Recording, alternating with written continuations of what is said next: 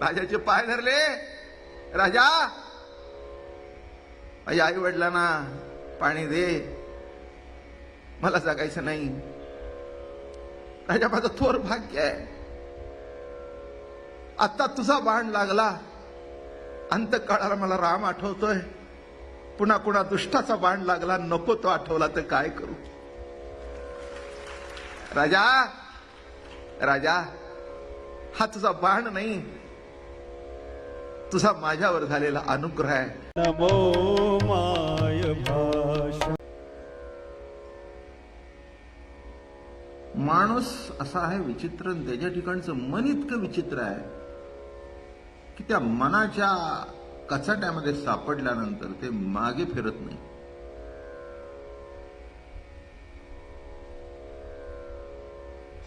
जसं चरकामध्ये एखादा ऊस घातला की पार पिळून बाहेर पडतो, तसं मन विषयाच्या चरकामध्ये एकदा गेलं की शेवटी चोथा पलीकडे पडतो.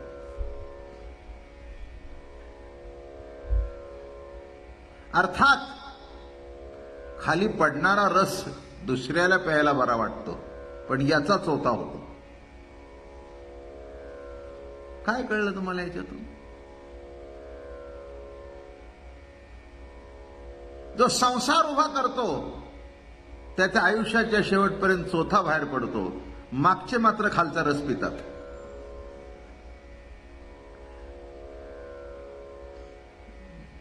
आता कळलं नीट बर का? नोकरी लागत नव्हती, नोकरी लागली, धंदा उभा राहत नव्हता, उभा राहिला, पैसे येऊ लागले, फ्लॅट घेतला, जागा घेतली, कर्ज काढली, ती फेडली. असं करत करत करत करत मावळतीला सूर्य आला.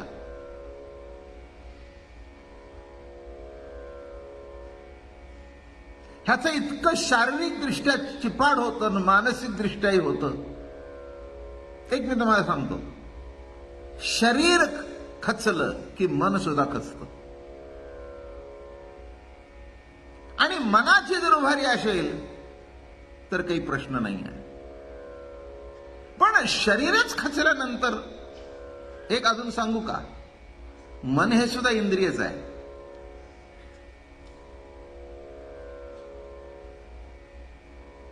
पाय थकतात, हात थकतात, डोकं थकतं, आणि तुम्हाला कोणी सांगितलंय की मन थकत नाही?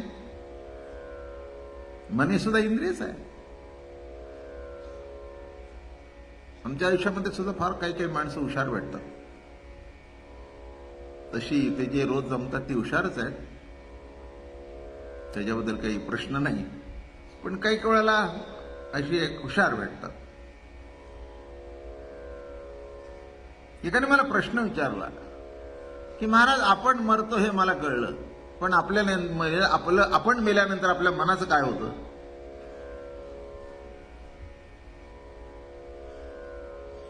बघा काही सुचत असेल तर. अहो, माझी आबरू त्या दिवशी देवाने राखली. गंमत सांगतो तुम्हाला. इंद्रियांचं वर्णन करताना आपण किती इंद्रिय सांगतो? पंच ज्ञानेंद्रिय, पंच कर्म इंद्रिय, 11व मन आणि 12वी बुद्धी. जर मन हे इंद्रिय आहे तर ही 10 संपल्यानंतर ती 2 शिल्लक राहणार आहेत का? म्हणजे बोलणं कळलं का? मी म्हटलं, अरे विचारतोस काय? मन जर इंद्रिय हे मान्य आहे तर ही 10 मेली तर ती 11वी शिल्लक राहणार आहे का? ती इंद्रिय सुद्धा मरणारच आहे.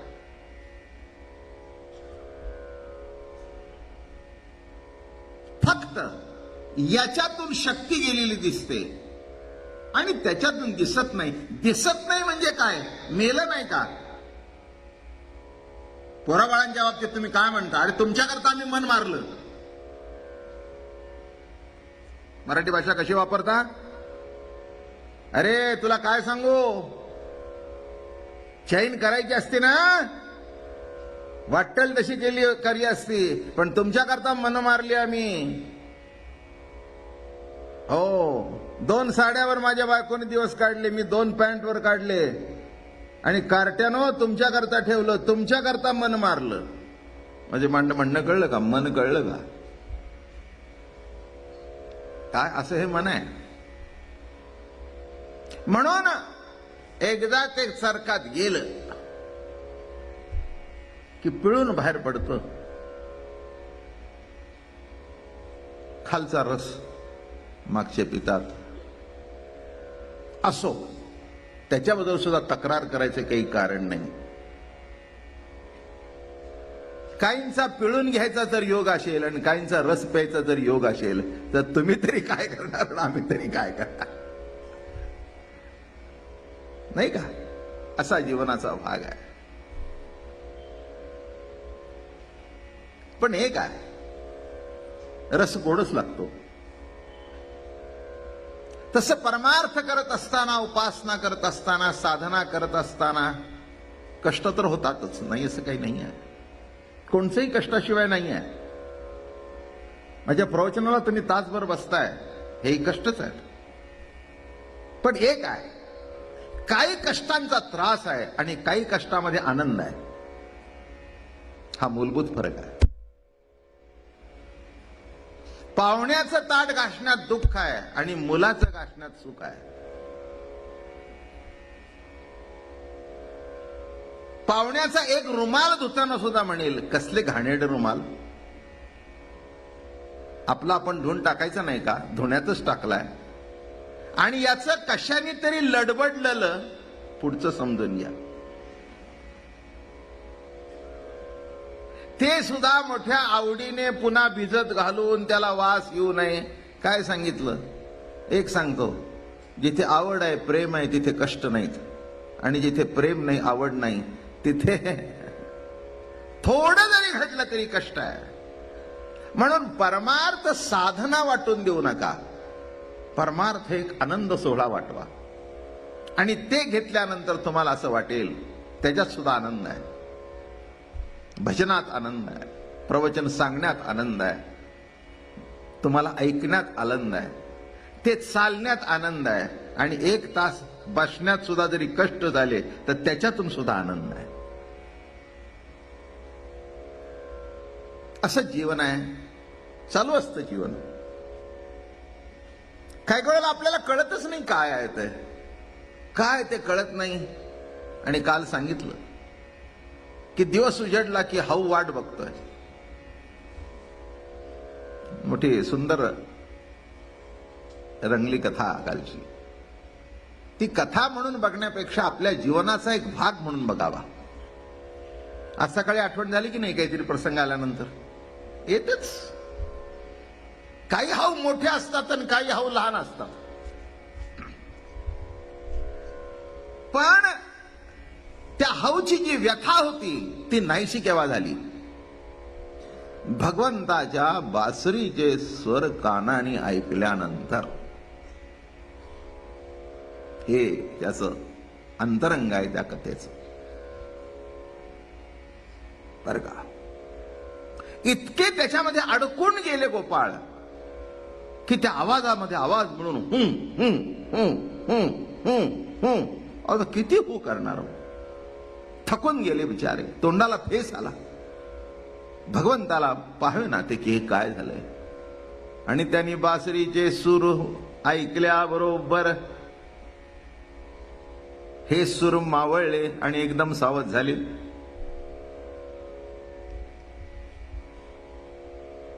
येवोनिया गोपाळ कृष्णासी बोलती, यमुनेचा बाहू पळाला ओ श्रीपती. मुरलीस्वर चराचर नाद तो भरला, तेने स्थिर झाला पवन वेगी. यमुना ही शांत झाली तेच क्षणी, म्हणे चक्रपाणी सावध व्हारे. पेंद्याने तो शब्द ऐकला कानी, एका जनार्दनी स्थिर झाला.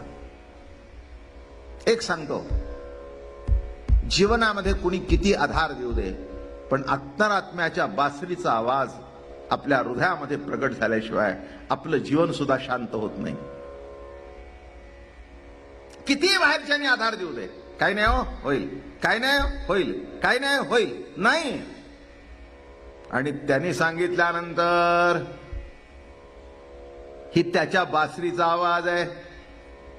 ती बासरी जे भक्त आहेत त्यांना ऐकायला येतात, जे अभक्त आहेत त्यांना ऐकायला येत नाही. जे भक्त आहेत ते म्हणतात मला देवानी सुचवलं म्हणून बाहेर पडलो. हा म्हणतो मला सुचलं. काय आहे ही बासरी? एक अलौकिक भगवंताच्या जीवनामध्ये जर विचार केला, अलौकिक आहे बासरी. आधरे धरून या वेणू, वेणू वाजविला कोणी नेणू. ती बासरीचं महत्व इतकं आहे की राधेने सुद्धा तिचा द्वेष मत्सर केला. बरं का, सतत भगवंताच्या आधारावर. अहो भगवंत तिची सेवा करत होते असे. माझं बोलणं कळलं का? काय काय करत होते भगवान? त्या बासुरीची ते सेवा करत होते, तिला आधारावर धरत होते.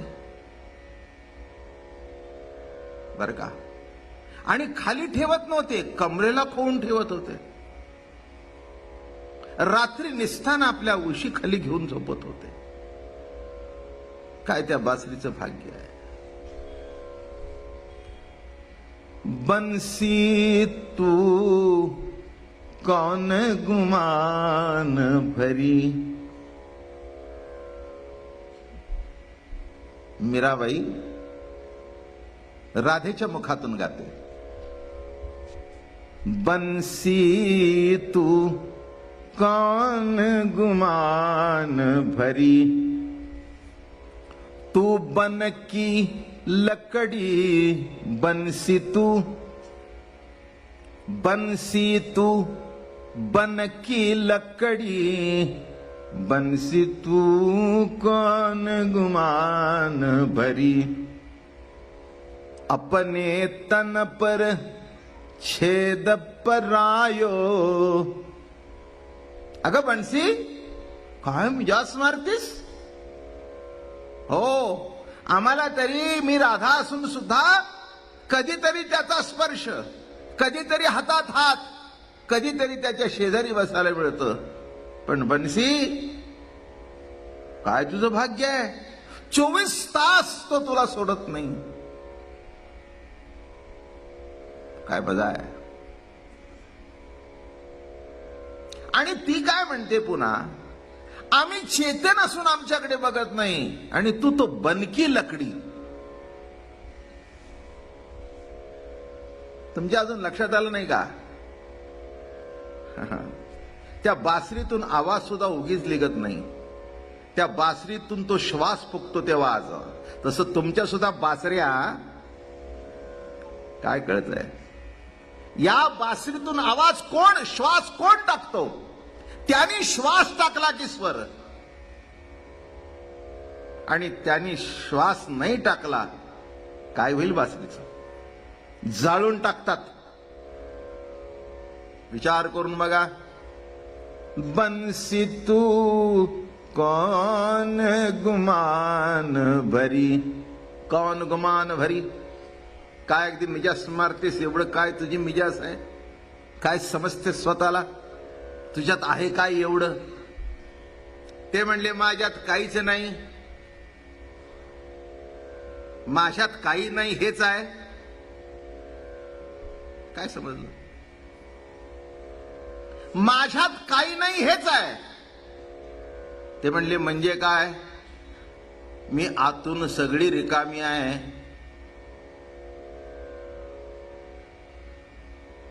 बोलणं समजतंय का? मी आतून संपूर्ण रिकामी आहे, आणि तुमच्या आतमध्ये काम, क्रोध, लोभ, दंभ, मत्सर, अहंकार भरलेला आहे. मी प्रभूच्या आधारावर जाण्याकरता आतून सगळी रिकामी झालेली आहे.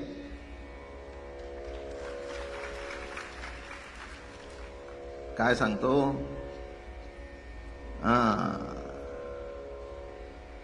रिकाम झाल्याशिवाय प्रभूचं प्रेम तरी कुठे भरता येईल?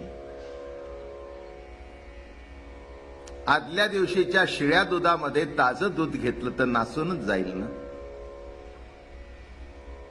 ज्या भांड्यामध्ये दूध घ्यायचं ते रिकामं पाहिजे आणि रिकामं असेल तर त्यात भरलं जाईल. तसं ती म्हणाली मी आतून रिकामी आहे, सगळं काढून टाकलं. आणि बासरी असत असते, ती तयार करतात ना बांबूची कळकाची, तेव्हा जे मधले काही पडदे असतात ते सगळे नीट काढून टाकतात. आणि काढून टाकल्यानंतर तो स्वर कुठे अडत नाही. किती गंमत आहे बघा, किती गंमत आहे. आपल्यामध्ये ना पाहिजे ते भरण्यापेक्षा नको ते भरले.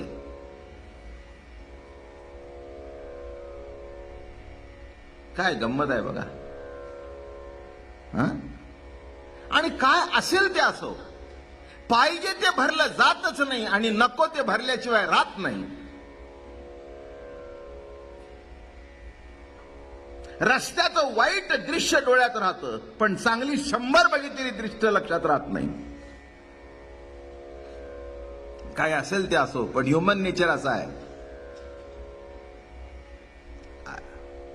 कोणी 1000 शब्द चांगले बोलू देत, ते आतमध्ये राहत नाहीत, निघून जातात. बरोबर आहे ना. 1000 शब्द बोलू दे चांगले, ते निघून जातात. पण एक वाईट बोलला तर,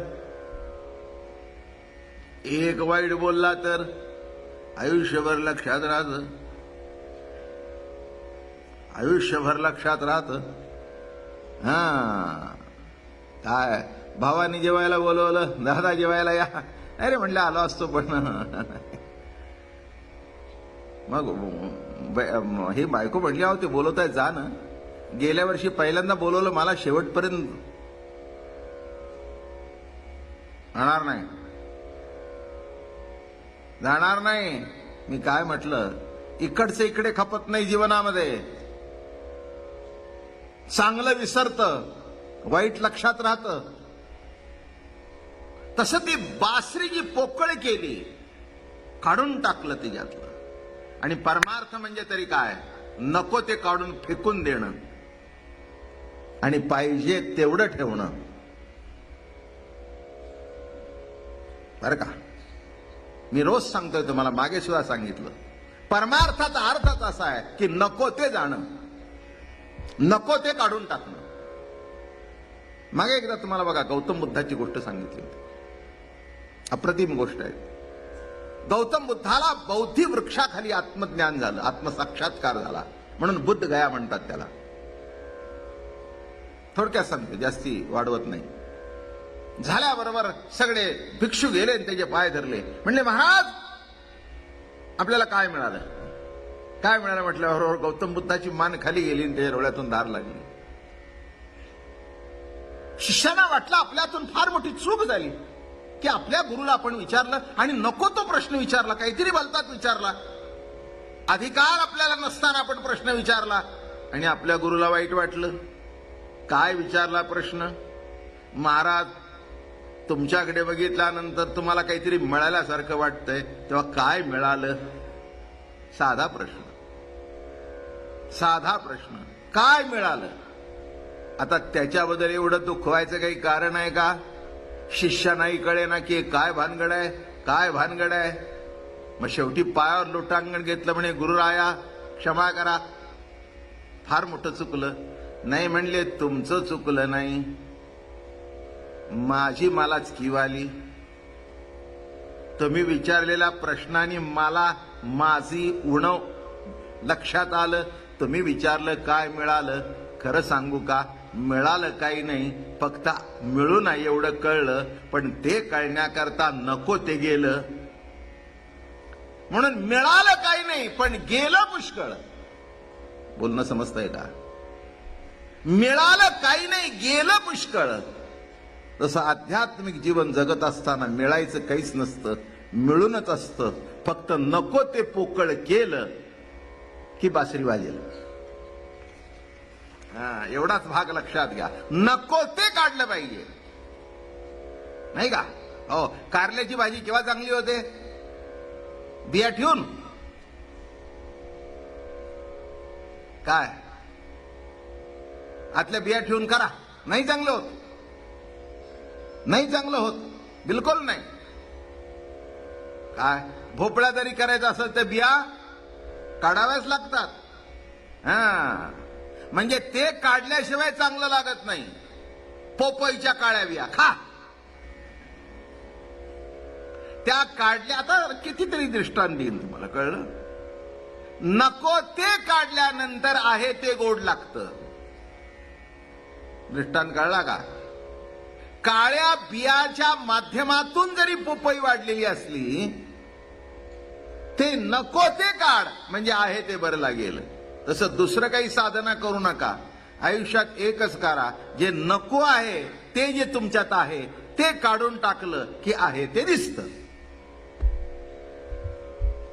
एका घरामध्ये सुंदर बेल्जियमचा आरसा होता.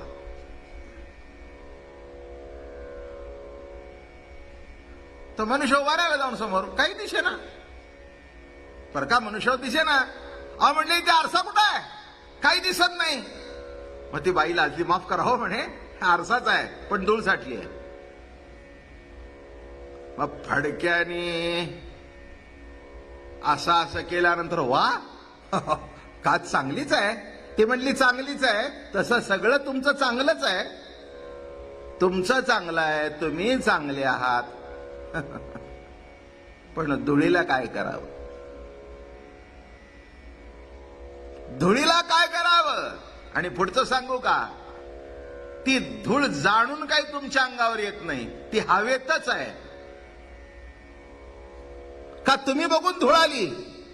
नाही नाही, हवेतून धूळ येते.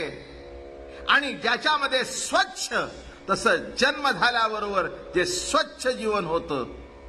अनेक लोक भेटले, अनेक दृश्य बघितली, अनेक माणसं बघितली, आणि सुंदर आत्म्याचा स्वच्छ आरशावर हे विकारांची धूळ चढली.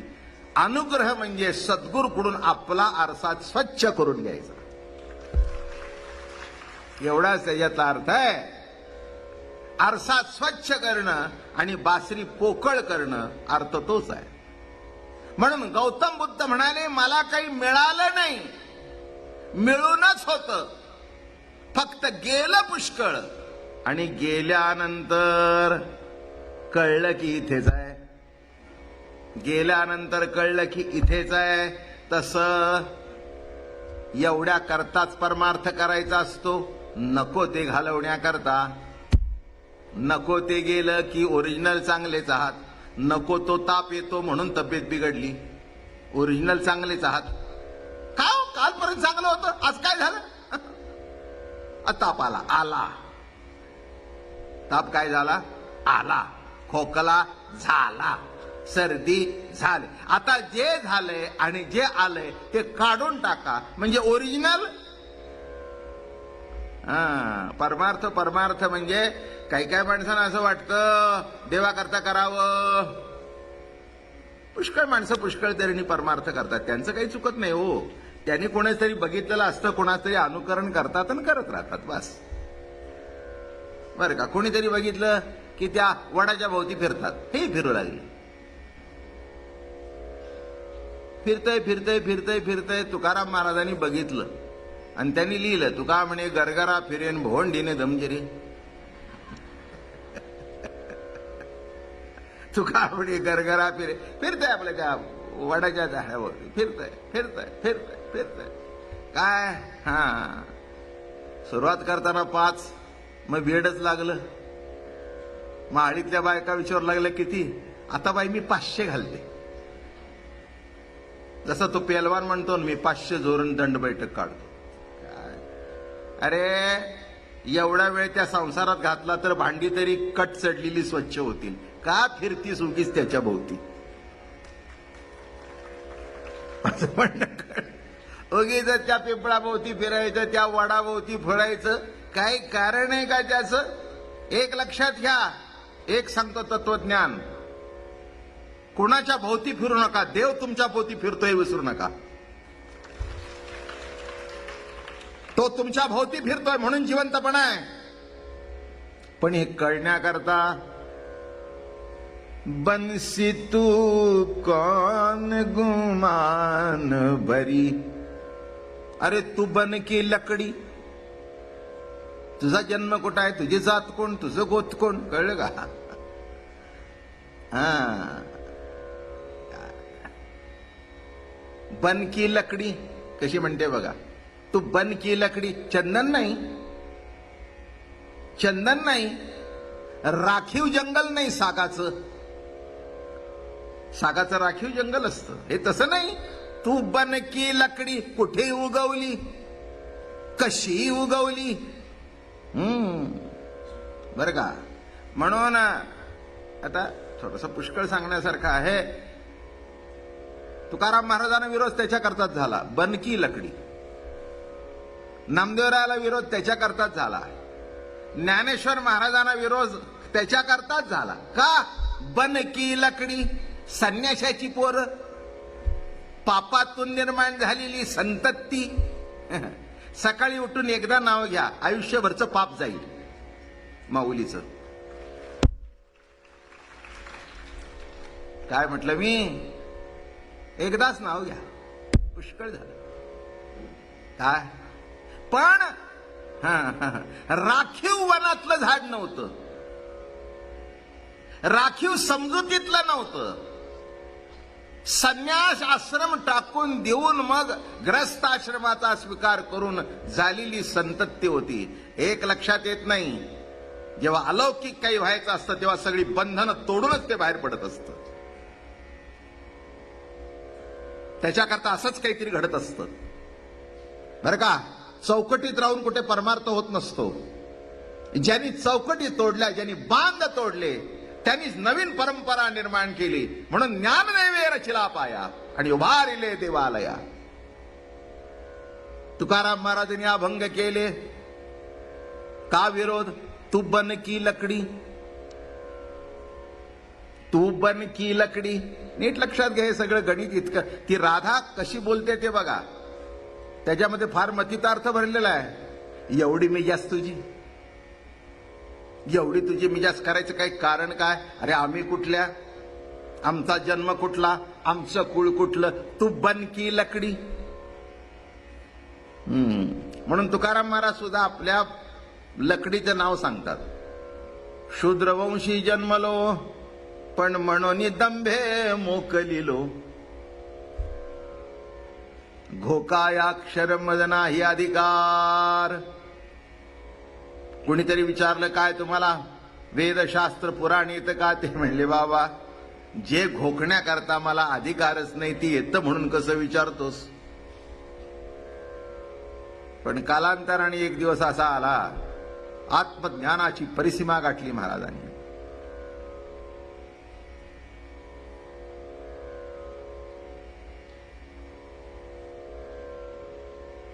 बाबाजी महाराज भेटले, सद्गुरु अनुग्रह झाला. भगवंतानी ती बासरी ओठावर धरली आणि भगवंतानी ओठावर धरून त्या बासरीला श्वास फुकला आणि श्वास फुकल्याबरोबर ती बासरी म्हणू लागली, मी वासुदेव तत्वता कळो येईल विचारता, आहे ठाऊक सौभाग्य संता. कोण आहे मी? वासुदेव. फुकलं. अणुरेणुया थोकडा तुका काशा येवडा. काय बासरी बोलते बघा. बासरी काय सांगते?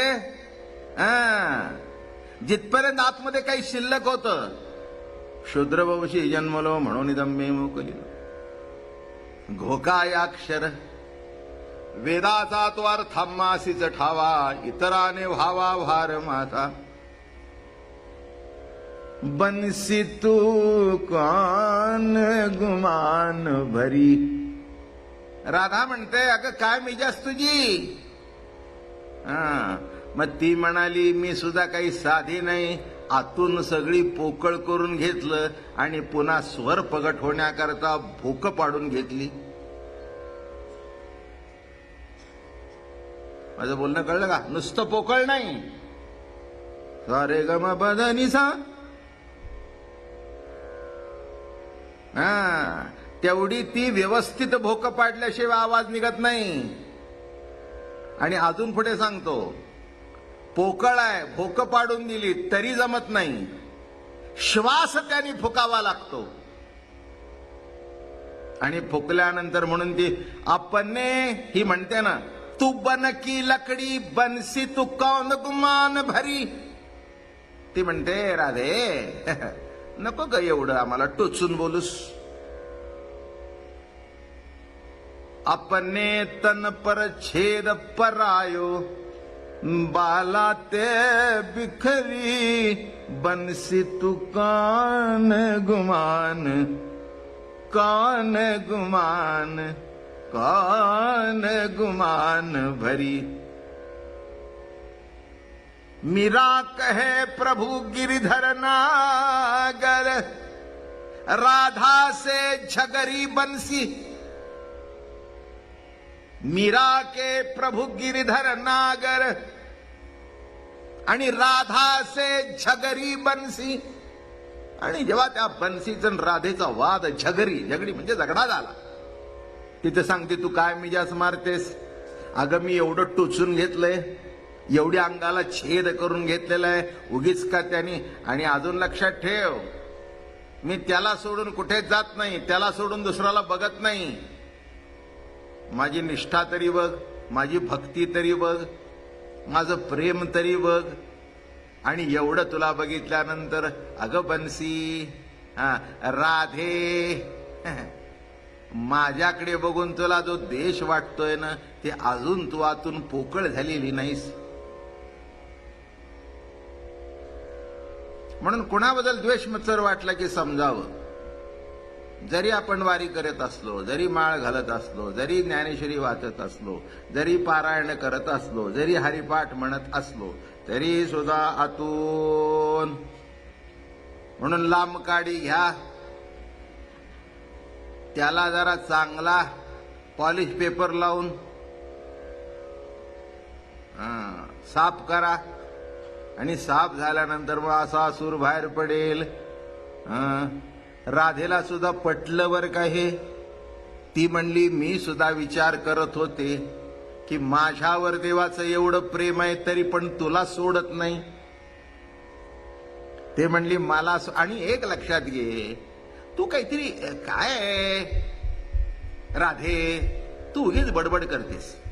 मी कधी काही बोलते का? मी फक्त त्याचा स्वर बाहेर फेकत असते. कळलं का? काय माझं अस्तित्व स्वतंत्र नाही. बरं का, आपण म्हणतो आमची बायको आम्हाला उलट उत्तर करत नाही. ठीक आहे ना, असेल ना, मी काही नाही म्हटलंय का? पण वैखरीने काय कळलं? नाही कळलं. अहो फक्त ही चौथी वैखरी बोलत नाही, पण आतल्या तीन बोलतायतच. परा पश्यंती मध्यमा वैखरी. तोंडाने बोलत नसेल पण आतून.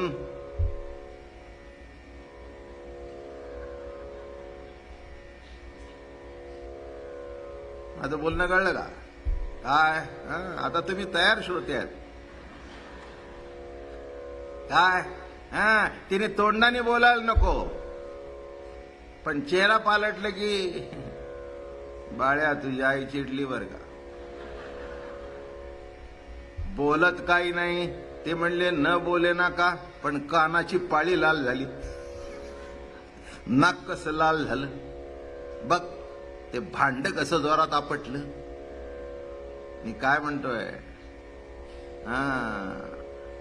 आता प्रत्यक्ष वैखरी बोलली नसेल, पण एक सांगू, ती बासरी बोललीच नाही. ती बोलली तेव्हा जेव्हा यांनी सूर फुकला तेव्हा. म्हणून संत सगळे बासरीच आहेत. मी न करी त्याची कथा परी तोची होय मुखी वक्ता. ऐसेनी बलात्कारे बोलविता कायम आता करावे. बासरी सांगतोय बर का. काय काय कळलं? येणारी जाणारी माणसं मला सुचवत असतात आणि त्याच्यातून प्रवण. आज मी तुम्हाला कालिया सांगणार होतो, पण आमचा तो सूर्यवंशींचा मुलगा आहे बघा, इथे बसलेला आहे, गोड आहे, काही नाही काहीतरी त्याला अध्यात्माची चर्चा करायला आवडते. काल येऊन माझ्याजवळ बसला, एक दुसरं सांगितलं त्याने आणि मला म्हणाला उद्या बासरी सांगणार ना. सांगणार ना म्हटल्यावरती काडी लागलीच माझी. म्हणून आज ही बासरी एवढी खोलवर तुझ्यामुळे आहे बघ सगळ्यांना, नाहीतर मी पुढे सरकलो असतो. आणि त्याने अजून एक सांगितलं, तेही सांगतो की आम्ही सगळे इथे गणपतीचा उत्सव आहे, तर चतुर्थीला गणपती सांगा. म्हटलं सांग, त्याच्यात काय अवघड आहे. एक तत्व एकच असतं, फक्त भिन्न भिन्न तऱ्हेने ते प्रगट होत असतं. तर त्यांनी एक शब्द सांगितला, उद्या बासरी सांगणार. म्हटलं सांगतो, त्याच्यात काय, काहीच अवघड नाही आहे. तुम्ही विचार करायला लागला तर तुम्हाला कळेल की काय आहे ते.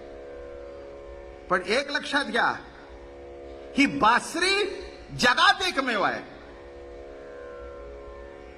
राधा जरी प्रेम प्रतिती असली तरी त्या बासरीची तोडच नाही बरं का. प्रभूची बासरी वाजल्यानंतर आपली मोकाट सुटलेली इंद्रिय सुद्धा जागेवर येतात बरं का. फार मोठं सुंदर आहे. इथे जर आपण एक एक एक एक एक एक बघितलं तर तुमच्या लक्षात येईल की भगवंताची बासरी काय, इतकं संतांनी तिच्याबद्दल वर्णन केलंय की बोलायचं काम नाही. मुरली मनोहर रे माधवा, मुरली मनोहर रे, म्हणजे मुरलीमुळे तू मनोहर दिसतोयस. पुढचं पुष्कळ आहे. तुझ्या मुरलीची ध्वनी आकस्मित पडली कानी, विवळ झाले अंतःकरणी, मी घरधंदा विसरले, मी घरधंदा विसरले, आहारे सावळिया कैसी वाजविली मुरली, आहारे सावळिया, आहारे सावळिया कैसी वाजविली मुरली, आहारे सावळिया, तुझ्या मुरलीची ध्वनी आकस्मित पडली काणी, विवळ झाली अंतःकरणी, विवळ झाली अंतःकरणी, कामधंदा विसरले मी, कामधंदा विसरले, आहारे सावळिया कैसी वाजविली मुरली. म्हणतो सबन, मुरली नोहे केवळ बाण. बघा किती सुंदर वर्णन केलं. मुरली नोहे केवळ बाण, तिने हरिला माझा प्राण, संसार केला दानादीन, संसार केला दानादीन, येऊनी हृदयी संचरली, येऊनी हृदयी संचरली, आहारे सावळिया कैसी वाजविली मुरली, तुझ्या मुरलीचा सुरतान, मी विसरले देहभान, घर सोडून धरिले रान, मी वृंदावनी गेले, मी वृंदावनी गेले, आहारे सावळिया कैसी वाजविली मुरली, मुरली नोहे केवळ बाण. काय म्हणते बघा, एका जनार्दनी गोविंदा, पतित पावन परमानंदा, तुझ्या नामाचा मज हा धंदा, तुझ्या नामाचा मज हा धंदा, वृत्तित्वं पदी निवर्तली, वृत्तित्वं पदी निवर्तली, आहारे सावणिया कैसी वाजविली मुरली. काय म्हणतात? तुझ्या मुरलीची ध्वनी, तुझ्या मुरलीची ध्वनी कस्मित पडली कानी. अरे काना, जीवनामध्ये इतकं प्रेमाने नाही रे कोणी आम्हाला बोलवत.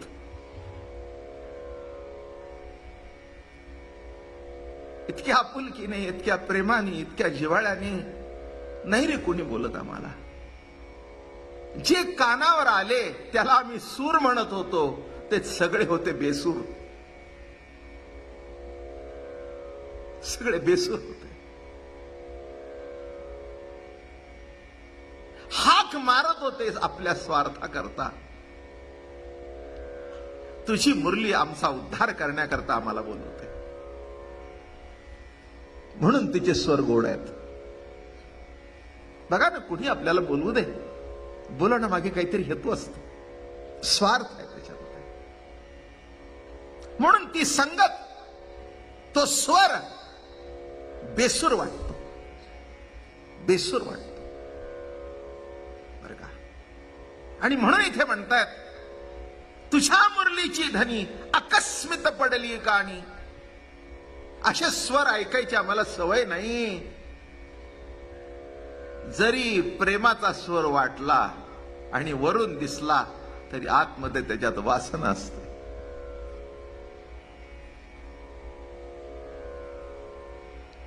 तुझ्याशिवाय मी जगू शकत नाही, हे ठीक आहे काही काळ बोलायला. संगत घडू द्या मग म्हणते, कुठे तुझ्या नादी लागले कोणाला माहित. कळला का बेसूर? त्यावेळेला बरं वाटतं. कुठेतरी नाटकातून, सिनेमातून बघतात बरं का, जो तो नट सिनेमात बोलतो तो घरी जाऊन आपल्या बायकोला कधी आयुष्यात बोललेला नाही. आणि त्याचं अनुकरण हे करायला गेल्यानंतर काय वाटलेलं यायचंय. लक्षात घ्या, मी एक तुम्हाला सांगतो, जीवनामध्ये खरा प्रेमाचा आवाज, खरा प्रेमाचा सूर एका ठिकाणीच ऐकू येईल. निरुपचार प्रेमा विषय होय जे प्रियोत्तमा, ते दुजे नव्हे की आत्माईसे जाणीवे. एक आत्मसत्तेचा सूर जेव्हा ऐकू येईल, तोच खरा निरपेक्ष सूर आहे, तेच खरं प्रेम आहे. प्रियाची परमसीमा तो भेटे माऊली आत्मा, ते खेवी आटे दिंडिमा संसारिक. प्रियत्वाची परमसीमा हेच त्या माऊली आत्म्याचं दर्शन आहे. काय सांगतोय, लक्षात आलं का प्रवचन? मुरली सांगतोय तुम्हाला. असा स्वर की तिथे निर्विकार होऊन एक प्रेमाची ज्योत अंतःकरणामध्ये प्रगट होणं, तोच प्रभूच्या बासरीचा सूर आहे. ती बासरी फक्त संतांच्या जवळ आहे. संत हे त्या बासरीचं सूर ऐकण्याचं माध्यम आहेत, माध्यम आहेत. त्यांच्याशिवाय ती बासरी ऐकू येणार नाही. म्हणून कुठे गोड सांगतायत बघा, तुझ्या मुरलीची ध्वनी अकस्मित पडली कानी, विवळ झाले अंतःकरणी, विवळ झाले अंतःकरणी, मी घरधंदा विसरले. मी खरंच आहे, जीवाला जे पाहिजे ते सुख मिळाल्यानंतर बाकीचं आपोआपच विसरतो. विसरायची गरज नाही,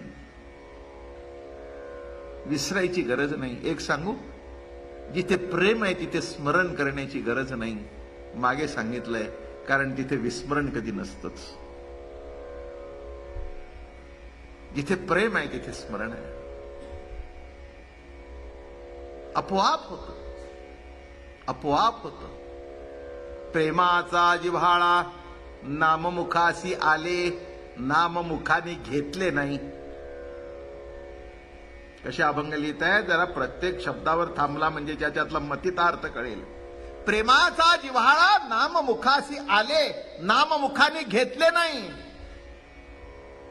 आम्ही घेतोय, घेऊ नकोस, येऊ दे, येऊ दे. ते तसंच प्रेमाने आल्यानंतर कळेल. म्हणून कसं म्हटलंय,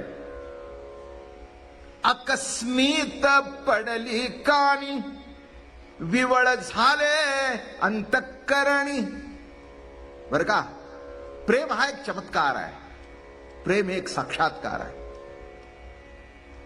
आणि जीवनामध्ये तो प्रथम जेव्हा होतो तेव्हा बोलायचं काम नाही, विवळ होऊन जातो, विवळ होऊन जातो.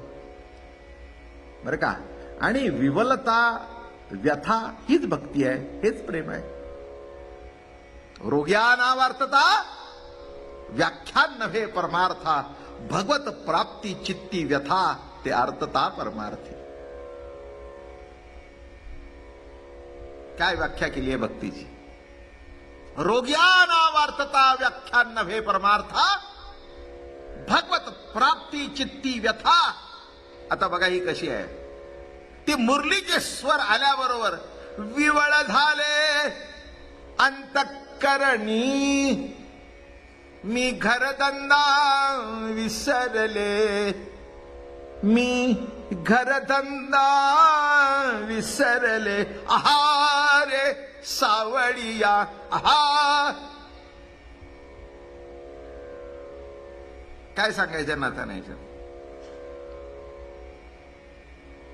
काय आहा. बर का, तुम्हाला कल्पना नसताना कोणाचा तरी टचकन पाय पडतो, आहा. बोलणं कळलं का? आहा. एकदम एकदम जाणून नाही. ते इंजेक्शन देताना ते तोंड वाकडं करतात ना, ते द्यायच्या अगोदरच वाकडं असतं. ते लावलं की नाही, आई आई आई डॉक्टर म्हणलं मी टोचलं नाही अजून तुम्हाला. काय आणि इथे कसं आहे, या प्रेमाची सुद्धा सवय नाही, या सुखाची सुद्धा सवय नाही. आणि या प्रेमाची या सुखाची सवय नसल्या कारणाने हे वेणुनाद ऐकला कानाने. आहा शब्द कसा आहे, अभंगाचा शब्द सुद्धा आहा रे सावळिया. आहा, आश्चर्य आश्चर्य. काय सूर आहे, काय सूर आहे. असा सूर आहे की तू सूर ऐकल्याबरोबर माझ्यातला असूर बाहेर पडला. काय म्हटलं मी, आमच्या चित्तातले जे विकाराचे असूर होते ते असूर बाहेर पडले. आणि तो सूर आहा रे सावळिया. अजून सांगू का? आता काय मलाही सुस्त सांगतो. एखादा रोग मुळातून कापायचा असला ना तेव्हाही दुखत. तसा हा घुसल्याबरोबर जे नको ती विका आहा रे सावळिया. कैसी वाजविली मुरली. म्हणून शब्द कसा वापरलाय बघा, मुरली नोहे केवळ बाण, मुरली नोहे केवळ बाण, तिने हरिला माझा प्राण. असा बाण लागला, माझं देह प्रतिती, माझी कर्म प्रतिती, माझी जात गोत सगळं हरपून गेलं.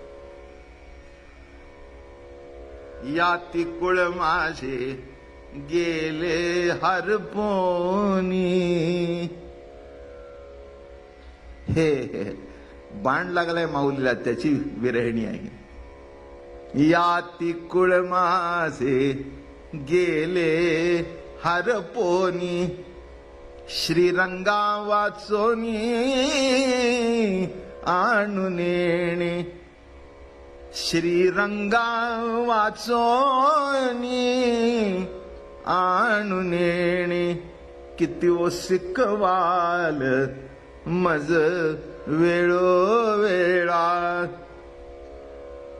मुरली नोय केवळ बाण, तिने हरिला माझा प्राण. आणि एक लक्षात ठेवा, बाकीचे इकडे लागतं, पण प्रेमाचा बाण लागतो तो इथेच लागतो, हृदयात. आणि लागल्याबरोबर सगळं संपलं.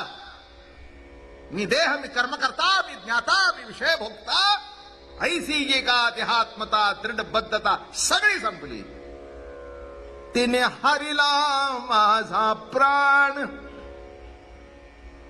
आता एकदा प्राण गेल्यानंतर संसार केला दाणादीन. गोकुळच्या गवळणी त्याच्या नादी लागल्यानंतर त्या संसाराची दाणा दाण झाली सगळी. काही सुचेना तिला. स्वयंपाक सुचेना, घर सुचेना, साफसफाई सुचेना. सगळेजण म्हणू लागले, तुझं लक्ष कुठं आहे? स्वयंपाक करतीस का काय करतीस? काय करतेस? ते म्हणले, मलाही कळतं, पण मी तरी काय करू? कृष्ण सख्याच्या शब्दाने माझा प्राण सारून घेतला. तिने हरिला माझा प्राण, संसार केला दाणादीन. सबंध संसार संपून गेला. मुलाबाळाकडे लक्ष नाही, घरादाराकडे लक्ष नाही. कसं लक्ष लागणार? सख्या, तुझी मुरलीच इतकी गोड होती रे.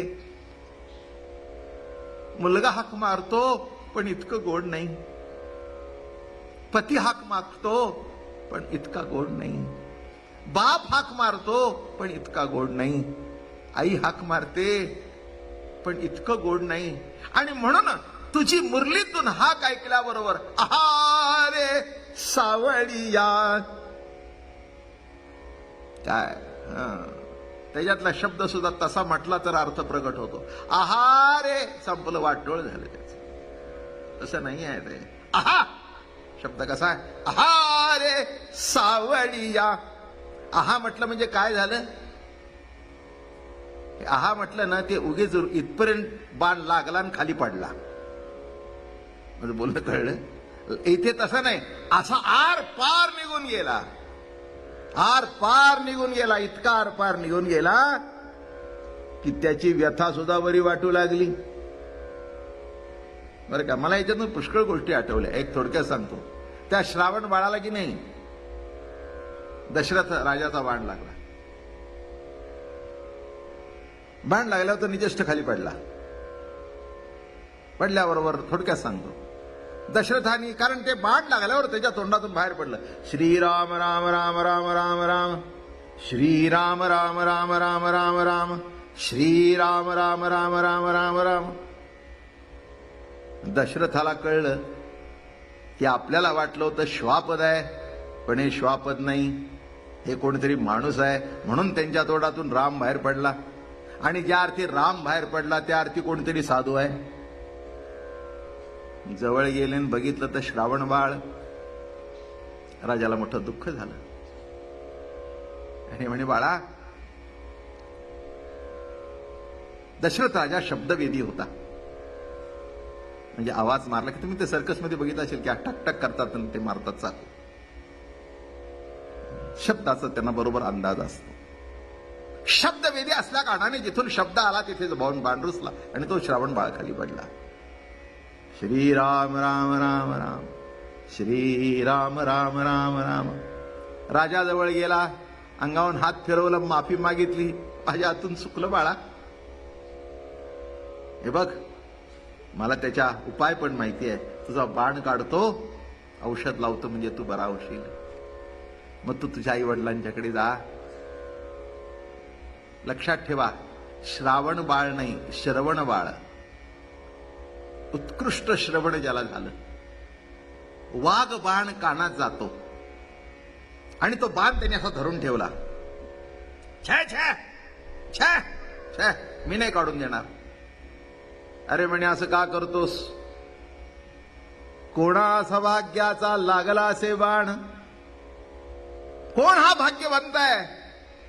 कुणाचा वाघ बाण आहे की तो वाघ बाण हृदयामध्ये रुतल्यावर राम आठवला. राम आठवला, तिने हारिला माझा प्राण, संसार केला दानादीन. असा रुतल्या बरोबर राजाचे पाय धरले. राजा, आई वडिलांना पाणी दे, मला जगायचं नाही. राजा, माझं थोर भाग्य आहे, आता तुझा बाण लागला, अंतकाळाला मला राम आठवतोय, पुन्हा कुणा दुष्टाचा बाण लागला, नको तो आठवला तर काय करू. राजा, राजा, हा तुझा बाण नाही, तुझा माझ्यावर झालेला अनुग्रह आहे, आणि तो बाण धरून ठेवला. तसं संत मुखातून जी वचन बाहेर पडतात ते आपण तितक्याच आपुलकीने, तितक्याच प्रेमाने धरून ठेवावी. त्याच्यातूनच आपला उद्धार होणार आहे. राधा रमण हरी गोविंद राधे, राधा रमण हरी गोविंद राधे. हा गोविंद राधे हरी गोपाल राधे. नमो माय